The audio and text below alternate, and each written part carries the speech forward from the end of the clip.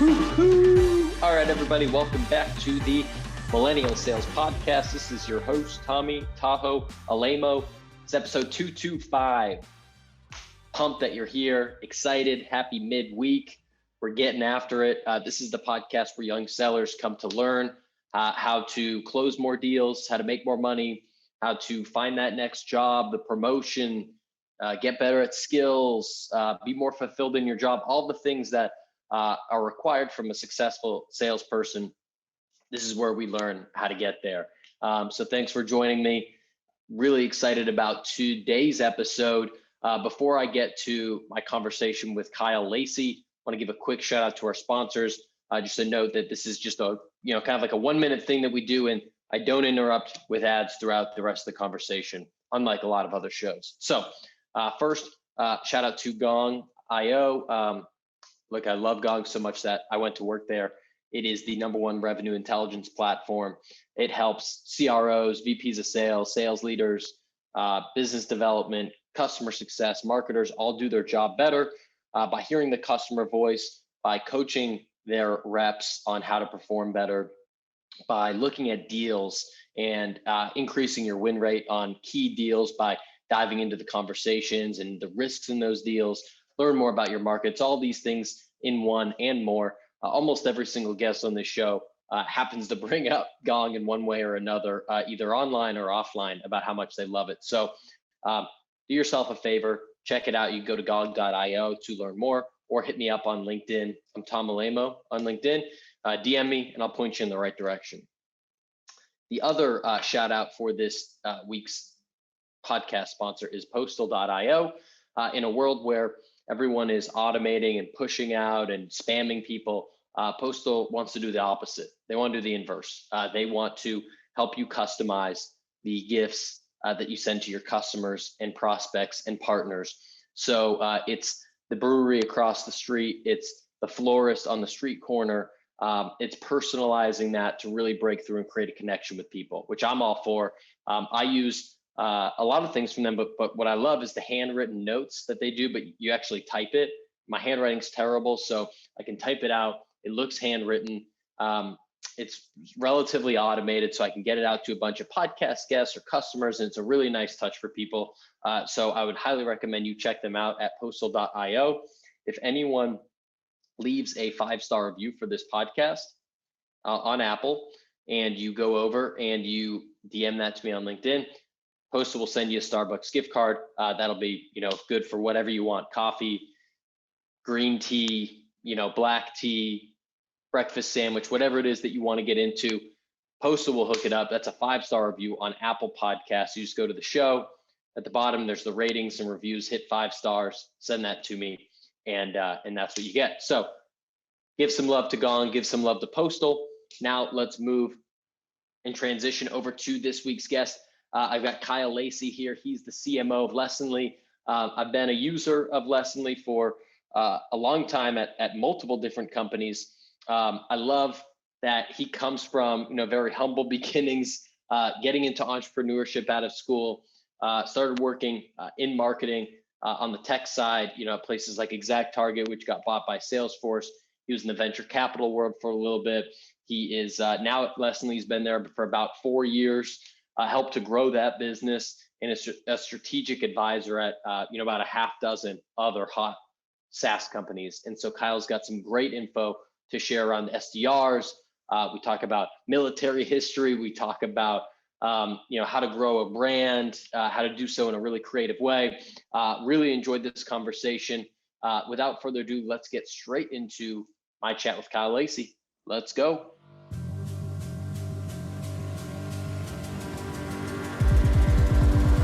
Kyle Lacy, good morning. Welcome to Millennial Sales. How you doing?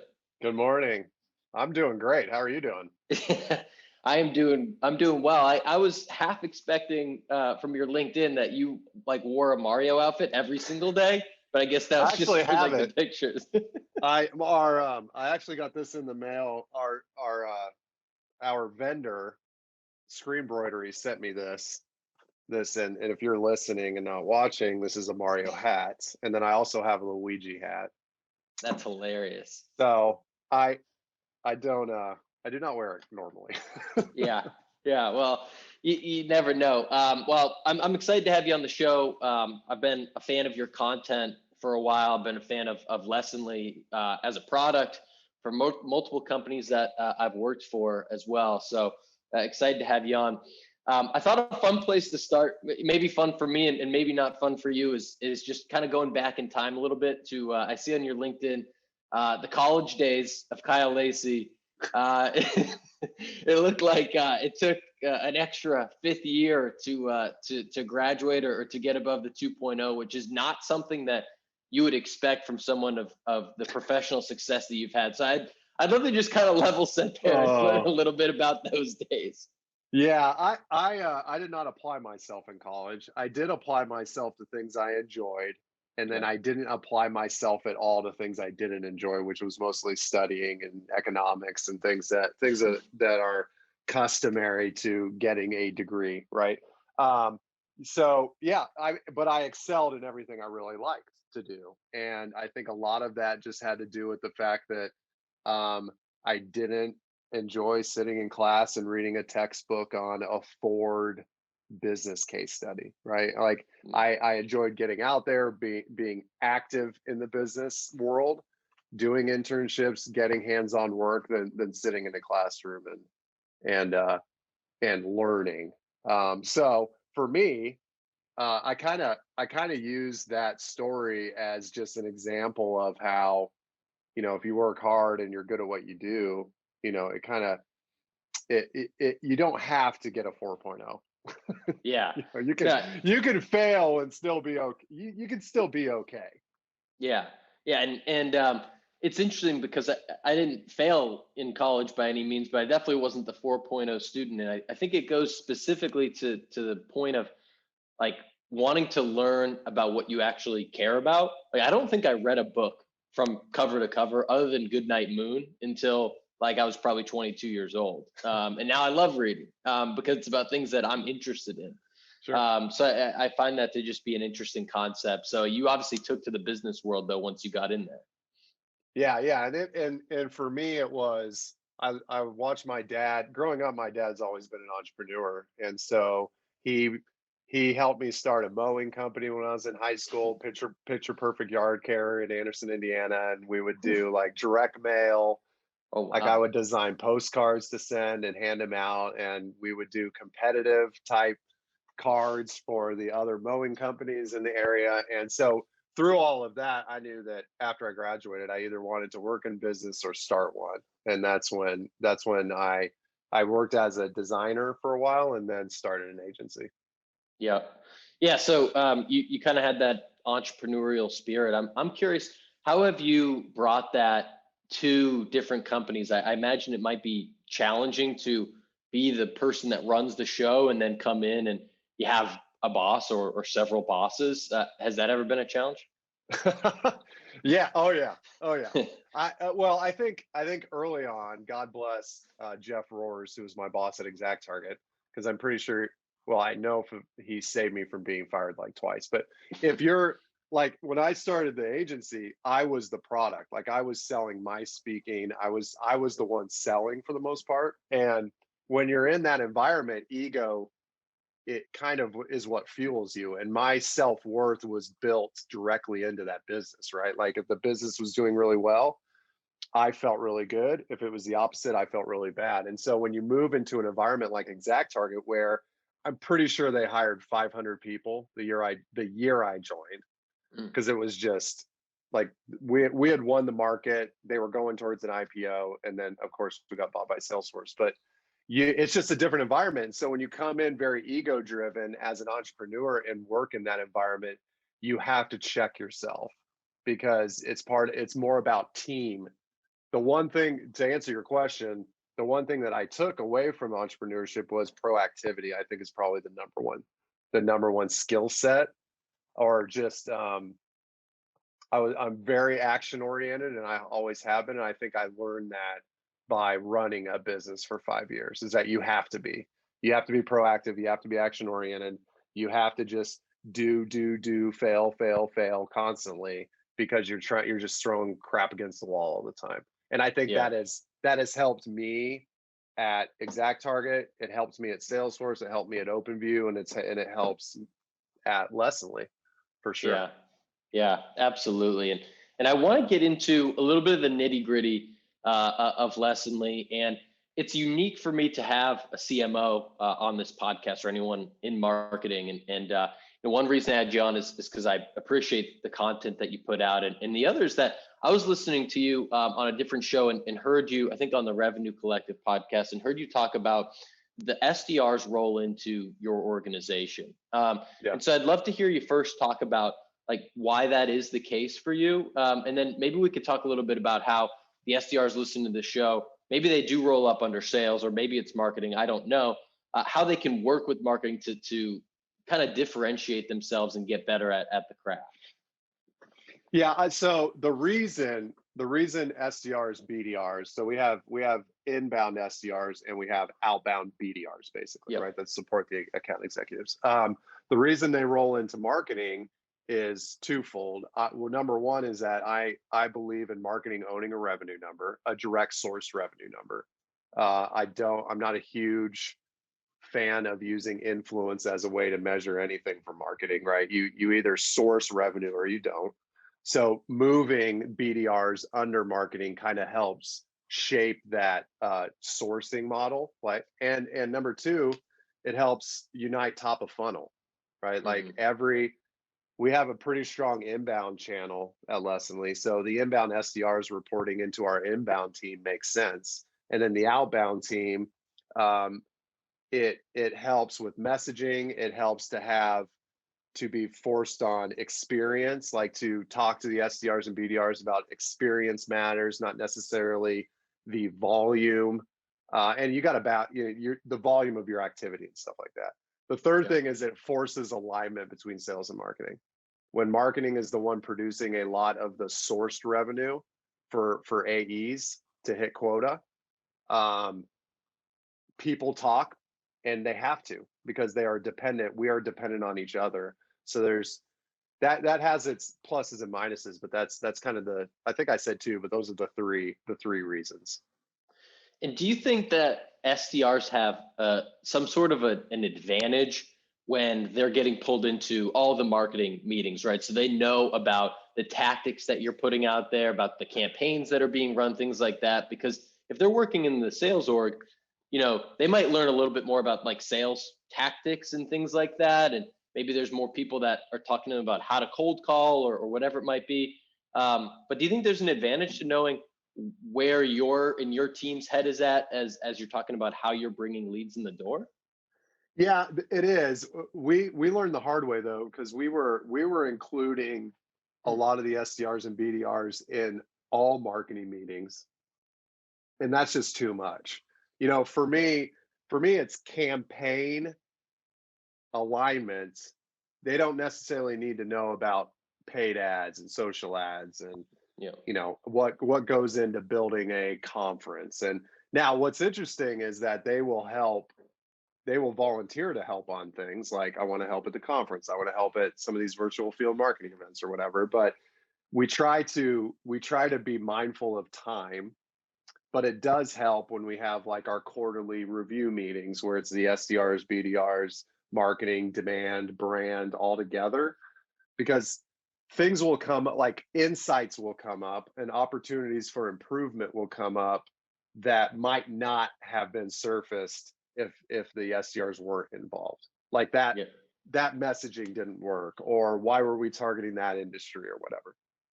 Do you find that some of the SDRs are more prone once they get promoted to want to jump into marketing versus sales? No, not necessarily. No, that's not what I've seen. Now we're in our infancy on career pathing, really. Because I'd say that's probably the one downside of SDRs reporting into marketing, is that they have to be pretty mindful about networking into the sales team. If they want to become an AE. So the direction that they usually go is, you're going to become an account executive, you're going to become an account manager because you prefer working with customers more, or you could go into field marketing. Yep. as kind of the paths. And, But we've and seen more. We've seen they've still most of them is still wanting to become account executives. so how would you advise them to, like, I think that the topic of, I want to get into networking or another topic for externally, but I think internally is just as important, right? So how Yeah. would you advise, a young, ambitious SDR that they're doing pretty well with their numbers and they're like, man, I really want to get in and be an AE the second half of this year. Like, how do you suggest that they go about doing that internally? I would set up meetings with AEs and I would set up meetings with managers. Yeah. Like coffee. Like, I want to learn about what you do. I don't think people, for some reason, I'm not sure why that doesn't, it seems very natural for me to think about doing that just because I do a lot of it. But an SDR, you want support when you go into the interview process, right? Like, they're not going to say, we need an AE. Here's a sticker to become an AE. Come to the sales team, right? Like, when they open the role, you want that manager thinking about you.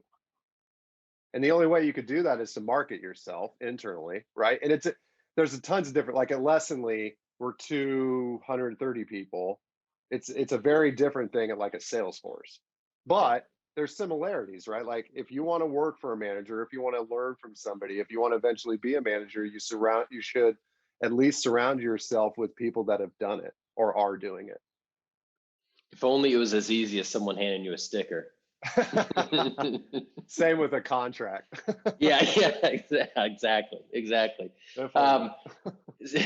So something we wrapped about just for a minute before the show was talking about kind of the external networking. I know you don't like that term. I think you used personal community building. I thought that was a pretty helpful framing. So I'd love to hear you kind of talk about that and share that insight.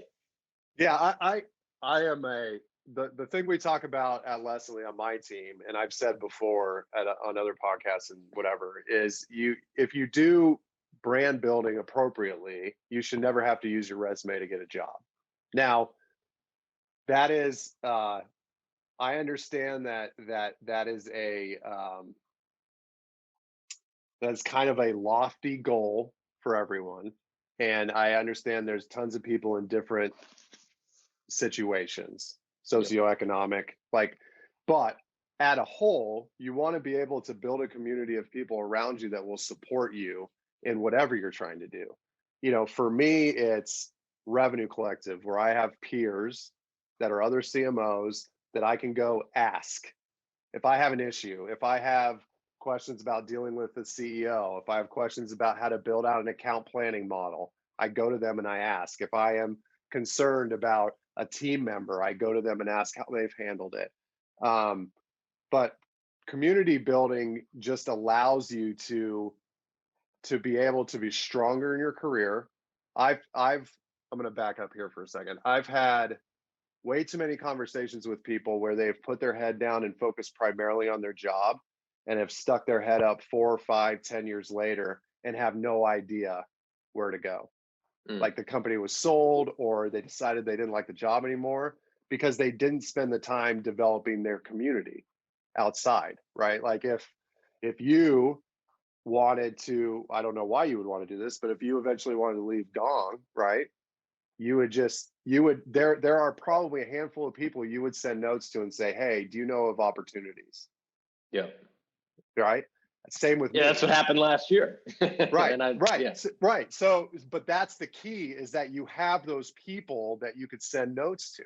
Right. Yeah. And if I have issues with like building a database or raising a huge fund, I'm going to send a note to Udi, right? Because we've established that relationship. I think a lot of times people just don't think about the idea of building a personal community around what you do. And they become friends, right? I mean, that's the beauty of all this.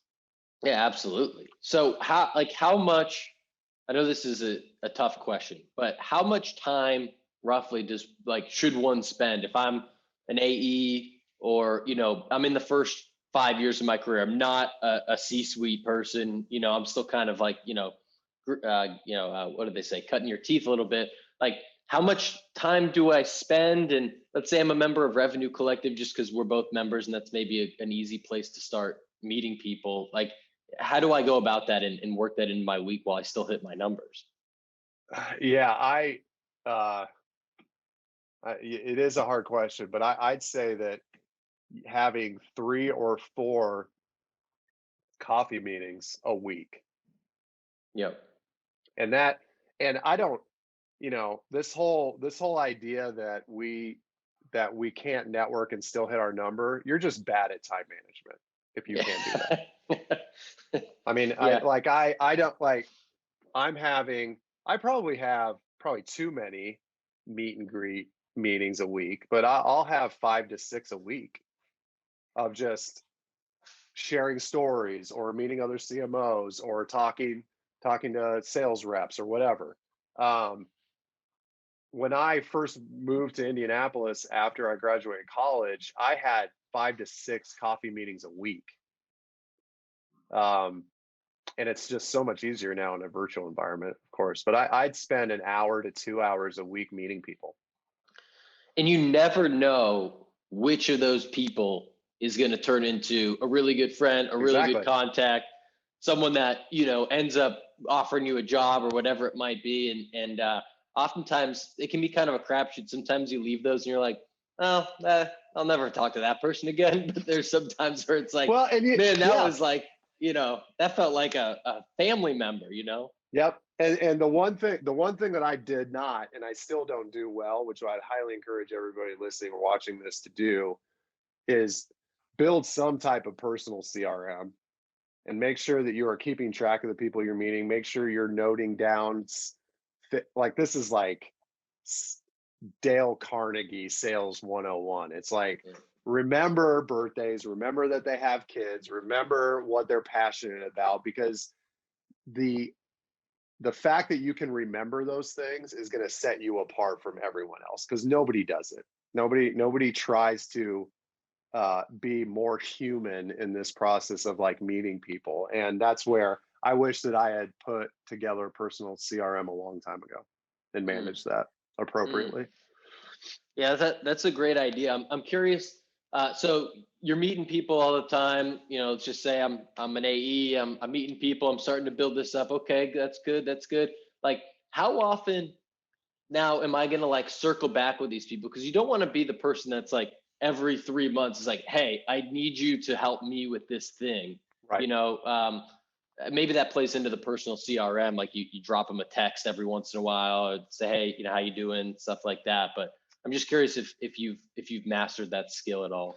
No, no, I will say, I was using, this was a long time ago. I was using Contactually to do some of this, and you bucket people. You have the Yeah. people that are going to be, that are important to you, that you want to help, that you want them to help you, like Give and Take, Adam Grant's Give and Take book, great book to read if you want Mm-hmm. to understand that mindset. Um, and then there's a group, there's like tier 1 contacts, tier 2. It's the same as when you're building a prospecting plan, right? It's like, make sure you understand who the tier 1 people are so that you're following up with them. But I don't have it. What I try to do now is make sure I remember the important things about an individual, like kids, um, what they really enjoy doing outside of work. If somebody has a kid, or they have a birthday coming up, or they just had a win at work, like I'm sending a gift to them more Yeah. often than not, because I want them to know that it's more than just me commenting on something saying congrats, like that I really do care about their success, and because it's such a small world, especially in venture backed software that we're in. Yeah. Yeah. And that stuff it really stands out. I feel like people back in the day used to probably take the time more often to write the handwritten letter, whatever it might be. And now if you get one, it's like, it feels like, Christmas if you get something in the Yes, mail from someone. handwritten, or just notes after meeting people or following up with people. Yeah. I'm preaching to the choir here, and because I need to do this more often too. But if you're introduced to somebody, and you have the meeting, like follow up with the person that introduced you, saying thanks for doing that. It was a really good conversation. Yeah. And it's just being more mindful about people, and that we're all in this together. We all are terrified. Like none of us know what we're doing, and we just need to be more human with each other. Yeah, That's it. That's a great reminder. It's a great reminder. I want to pivot a little bit. I'm interested. I've seen that you have a fondness for military history, and I feel like I want to get into military history. I like the idea of it. Like my stepmom gave me this 800-page Teddy Roosevelt book that I've been kind of like grinding through. Yeah, which one is year. it? Which one is it? The Last Romantic, it's called, something Yes. like that. I don't know if you're familiar. I am familiar with it. But anyway, I want to get into it. Tell me a little bit about like why are you so fascinated, and how do you bring that to like your everyday as a leader or as a human? Like, some of the things you've learned? Yeah, so I'm fascinated with it because of, and I don't know how old you are, but back in my day, 27. we had to rent VHS tapes, right? Yeah. And you rented it in the grocery store. The grocery store had a video section or whatever. And one of the first videos that I rented as a youngster was called Gettysburg, which was a 2 VHS bit movie.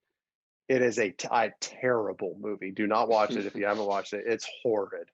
But I watched that movie 20 times when I was little. And it's Civil War. I got obsessed with Civil War. And after that, I just got obsessed with military in general. I moved from Civil War to World War II to American history. And now I'm more obsessed with like the 1300s, 1400s, the Crusades, and how religion played into all that in the Middle East. And anyway, I could talk about that for hours. But for me, it's not necessarily applying anything to my day to day. It's my outlet. Like it's rare that I will read a business book. I will usually read something like the Teddy Roosevelt book you're reading now, because it separates me from my day to day. Like I'm in meetings all day long. I don't need to read about another meeting, right? I don't need to read another business book. Now, I do read them. If I need an outlet, I'm reading about World War II or World War I, or like, it's not I wish I had a story was like, I was reading about the Crusades in 1420 and I took away a learning from some military tactic and applied it to marketing, but that's not the case. It's more of just it's a hobby for me. Yeah. I mean, there is something to be said though about like there's only a certain amount of ways that people react in certain situations, that people lead, that Sure. people, and so like I feel like war is just like this microscope version, like this heightened version of like the world. It's just like everything's just on like has such a massive scale and like massive risk involved. But the things that people were doing in the 1300s isn't different than what's going on now. No, exactly. Humans are humans. Exactly. And there's I can't find it, but there's a great book like Lessons from the Hanoi Hilton about Vietnam POWs that I've applied to a lot of stuff. So I'm being very broad, but there are cases where you can learn things from reading about Patton, from reading about Teddy Roosevelt, because it's just to get into those mindsets. You're right. Winston Churchill, like if you want a primer on how to deal with crap under stress, just read anything from Winston Churchill, because it puts things in perspective when I'm freaking out over a quarterly number, but he was leading a country that's being bombed every day. Yeah. Yeah, that's so true. I was talking with a friend about that the other day, like just thinking about, whatever it might be in the past, just like trying to compare yourself to, not compare yourself, but put yourself in their shoes. And then it's like, oh yeah, I've got a quota. Like, all right, it's not that big of a deal, Yeah. Well, and it's fascinating just to learn about culture, to learn about, what the mindsets were that pushed people into World War II. Like I just love all of that, all of it. Yeah, I love it. So one thing I wanted to ask you, last few questions here. One of them was, since you work at Lessonly, been there for a long time, and the product itself helps you to practice. This probably isn't the best sales pitch for you guys, but like it helps you to practice certain things, right? And so I'm curious, as someone that preaches on this podcast a lot, like you got to work on the craft, you got to treat it as more of a career than just a job. Like, do you have any like expert tips on like that you guys do that's specific to like sales or SDRs or anything, of like making people practice in different ways, or like how often they have to practice or learn things or read or watch videos Yeah. or anything like that? I'm curious.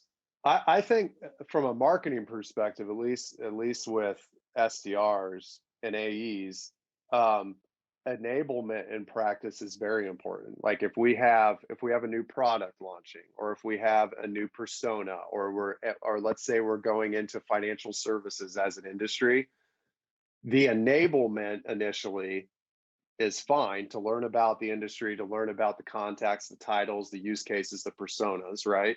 Yep. But you have to come back to that. There has to be continuous training, or people are going to forget it, because people forget 90% of what they learn during enablement, right? And you have to come back. So for us, it's like, all right, financial services, learn about the industry, now practice an email pitch, or get on video and practice a demo. Like we have a new product launching in May called Skills, and we have to get all of our AEs, and even me, we had to get certified on demoing skills, and you had to practice demoing skills, and we're going to have to come back after it's launched and continue to practice that, right? So and I think it's just great from a competitive standpoint. Like we do battle cards all the time, but we update them constantly within Lessonly. So if a new feature from a competitor comes out, we're updating that lesson and sending it back out to the frontline team so they can learn about the feature that was just launched.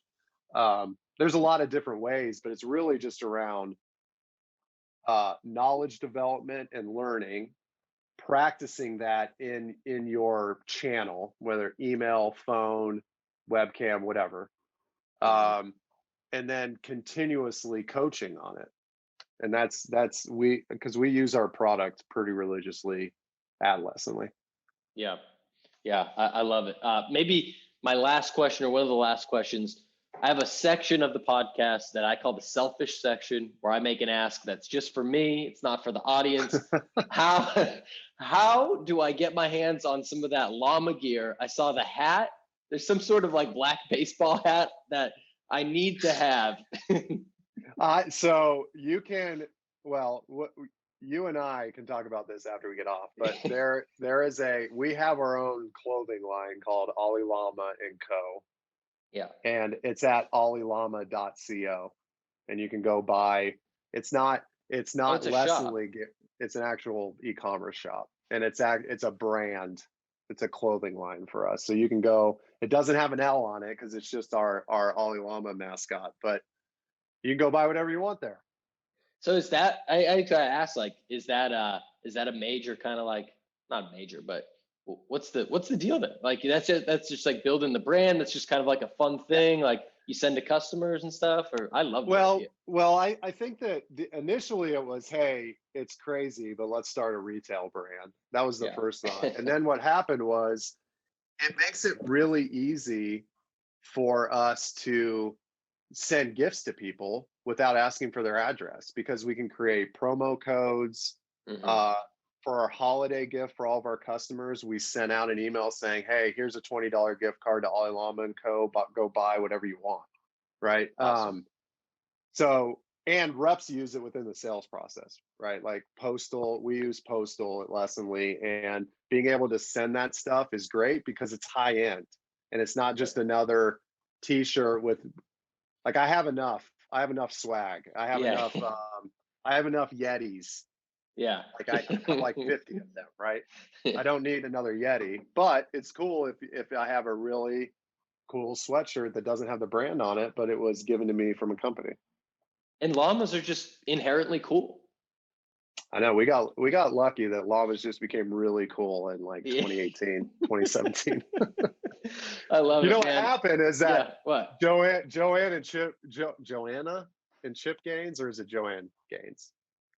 Do you know who I'm talking about? The people in Waco, Uh, Texas that redo homes and all that. They have a it line sounds in familiar, but yeah. they put some llama stuff out in Target, and then Uh, it just blew up. Then llamas became cool. So thanks to Chip and Joanna Gaines, or however you say your name. Shout out to Chip and Joanna. Kyle, this is a blast, man. Before we go, I know that people will probably want to hit you up after the episode. So one, where's the best place to do that? And then anything else that's coming up in May or anything, I know you have the Skills Summit, but anything else that, where a place where people can check you out. I mean, you can find me on LinkedIn or Twitter. Let me just put in my name. And then we have a skills summit coming up May 18th, and it's on leslie.com/skills-summit. And it's where we're launching our new product, but we also have a bunch of workshops, and it's gonna be really fun. Will And you I'll be be dressed up wearing as the Mario? You will be Yes. wearing the costume. All right, that's all I I wanted think I to know. have to, right? I think I have Yeah, you hyped it up enough. to. Awesome, man. Well, I appreciate the time. This is great. Yeah, thank you. Thanks, Kyle. All right, everybody. Thanks for checking out that podcast while you're walking the dog, while you're cooking up your stir fry, while you're at the gym, whatever you're doing.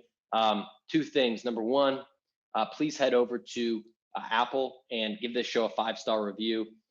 Send that to me on LinkedIn, and I'll give you a free Starbucks gift card. Would really appreciate it. That's what helps this show to grow. Should only take you a minute. And second, one more shout out to our sponsors, Gong and Postal. Please give those folks a shout out. Hit them up on LinkedIn. Check out their websites. They can do wonders for your business. That's all I got for you today. Peace.